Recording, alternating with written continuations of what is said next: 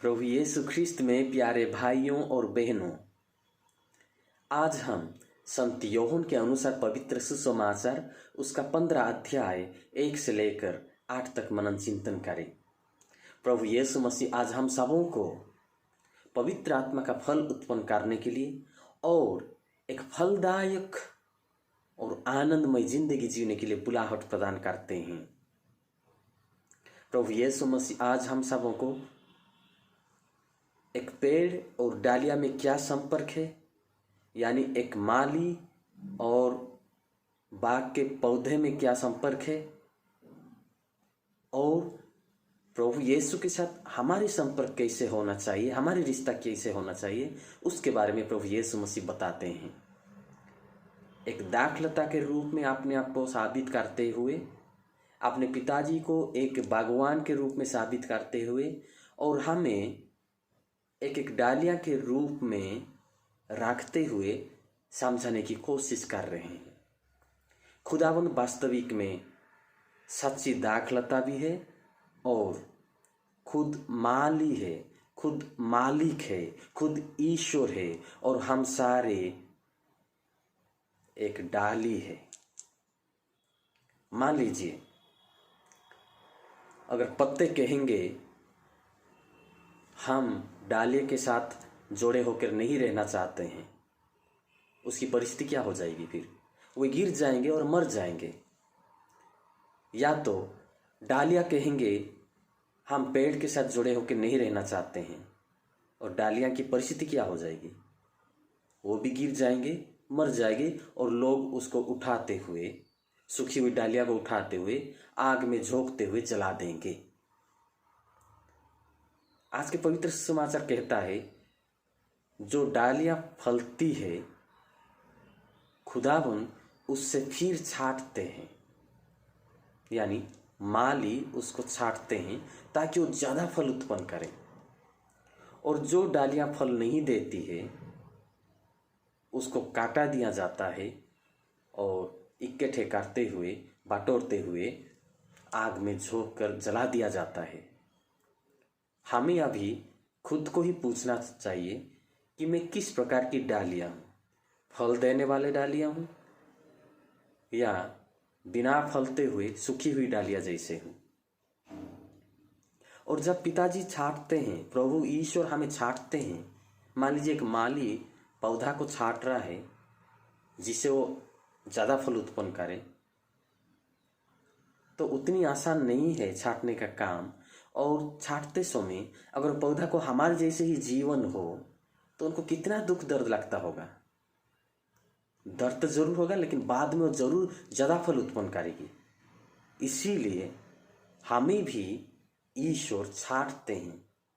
English में कहते हैं prunes, he prunes the branches that bear fruit. The lord prunes us. ईश्वर हमें छांटते हैं। कैसे छांटते हैं? किसी परिस्थिति के जरिए, किसी मुसीबत से के जरिए, किसी बीमार के जरिए, किसी समस्याओं के जरिए, किस ना किस तरीक़ा से हमें छांटा दिया जाता है, लेकिन हमें पता नहीं चलता है। हम दुख तकलीफ में जब डूब जाते हैं या महसूस करते हैं दुख कष्ट, हम धीरे धीरे यीशु को भी छोड़ देते हैं, विश्वास से पीछे हट जाते हैं, यीशु के साथ जुड़े होकर नहीं रहते हैं, अच्छे जिंदगी से पीछे हट जाते हैं, अच्छे काम करना भी छोड़ देते हैं। लेकिन ऐसे नहीं होना चाहिए, क्योंकि देखिए, जब फल बढ़ता है, फल बड़ा होता है, वो धीरे धीरे ही बड़ा होता है। और हमारे फल जो है वो भी धीरे धीरे ही उत्पन्न होता है, और धीरे धीरे ही हमें उसका प्रकाशन मिलेगा। हम जब अचानक उसका फल का बड़ापन को देखना चाहते हैं, बड़े होना देखना चाहते हैं, हो नहीं सकता है। We cannot see the immediate effect of our good life, of our ministry, of our good work. हम जो अच्छे काम करते हैं, अच्छी जिंदगी जैसे जीते हैं, उसका फल अचानक उसकी नतीजा हमें नहीं मिलने वाली है, लेकिन धीरे धीरे जब ठीक समय आ जाएगा तब मिलेगा। इसलिए हमें अच्छे काम में हमेशा आगे बढ़ना चाहिए, अच्छी जिंदगी में आगे बढ़ना चाहिए, और हमेशा हमेशा हमारे खुदावंद ईसा मसीह के साथ जुड़े होकर रहना चाहिए। प्यारे भाई और बहनों, जब कोई माली कुछ पौधा को लगाता है, माली के जिंदगी में, उसके दिल दिमाग में कुछ मकसद होता है। अगर उस मकसद पूरी नहीं होती, माली उसको उखाड़ के फेंक देता है। मान लीजिए हम कोई पेड़ लगा रहे हैं हमारे प्रांगण में एक मकसद लेते हुए, मान लीजिए फल खाने के लिए, फल प्राप्त करने के लिए, लेकिन वो पेड़ जब बड़ा होता है सिर्फ पत्ते देगा, सिर्फ फूल देगा, लेकिन फल नहीं देगा, तो क्या हम खुश होंगे? नहीं, क्योंकि मकसद ही वहाँ नहीं है, मकसद चला गया है, नष्ट हो गया है। या तो अगर हम छाया प्राप्त करने के लिए कुछ पेड़ लगाएंगे लेकिन वो छाया नहीं देंगे, हमेशा उनके पत्ते गिरते रहेंगे, क्या हमारा मकसद पूरी होगी? नहीं। क्या हम उस पेड़ को रखेंगे? नहीं, उसको काट के हम दूसरा पेड़ लगाएंगे। उसी प्रकार खुदावन हम सबों को एक अच्छे मकसद लेते हुए इस धरा में एक पेड़ के जैसे रोपण किए हैं। हम वास्तविक खुदा कहते हैं हम डालियां हैं और खुदावन खुद पेड़ है। उसका तो जैसे डालियां के साथ पेड़ का रिश्ता है, जुड़े होकर रहते हैं, उसी प्रकार हमारी रिश्ता भी ईसा मसीह के साथ जुड़े होकर रहना है।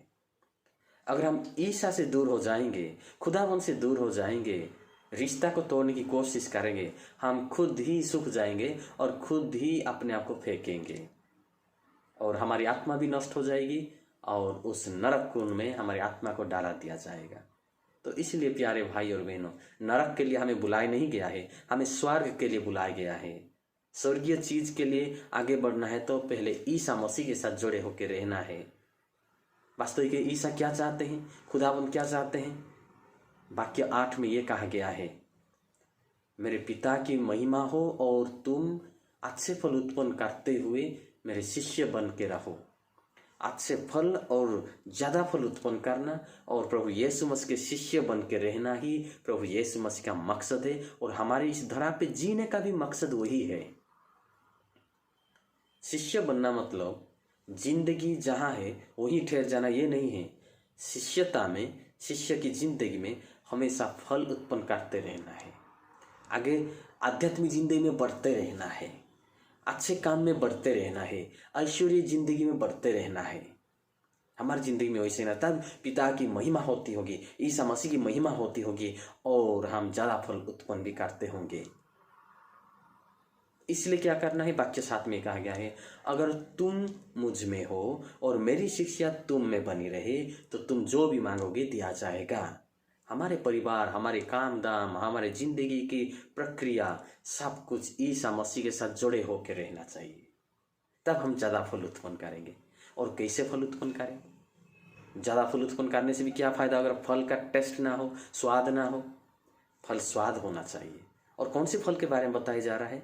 पवित्र आत्मा के फल। जैसे गलातियों के नाम पत्र में 5 अध्याय 22 में कहा गया है कि हमें पवित्र आत्मा का फल उत्पन्न करना है और खुशी की जिंदगी जीना है, प्रभु के राज्य में शामिल होते हुए, भागीदार बनते हुए और दूसरों को भी उस राज्य का महत्व देते हुए हमें आगे बढ़ना है।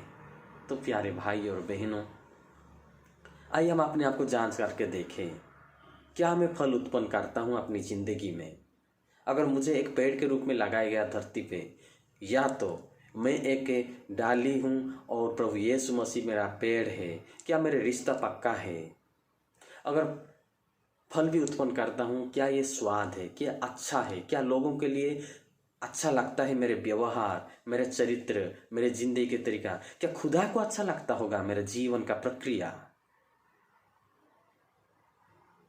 हम खुदा से आशीर्वाद मांगते हुए प्रार्थना करें कि हम वास्तविक उनके साथ हमेशा जुड़े रहें। शैतान को तो कई तरीक़ों से हमें उस रिश्ता को तोड़ने की कोशिश करेगा ताकि हम नीचे गिर जाए, ताकि हम यीशु से दूर चले जाए, ताकि हम फलप्रद ना बने। प्रभु ईश्वर के मकसद को, हमारे जिंदगी का अच्छे मकसद को शैतान दूर करने के लिए, नष्ट करने की कोशिश करेगा, लेकिन हमें शैतान के पथ पे नहीं चलना है। हमेशा ईसा मसीह की शिक्षा पर, ईसा मसीह के द्वारा दिखाए हुए मार्ग पर जाना है और उनके साथ जुड़े होकर रहना है। प्यार से ज़िंदगी जीना है, शांति से ज़िंदगी जीना है, आनंद से ज़िंदगी जीना है और यीशु मसीह का प्यार को, हमारा विश्वास को दूसरों के साथ भी बांटना है।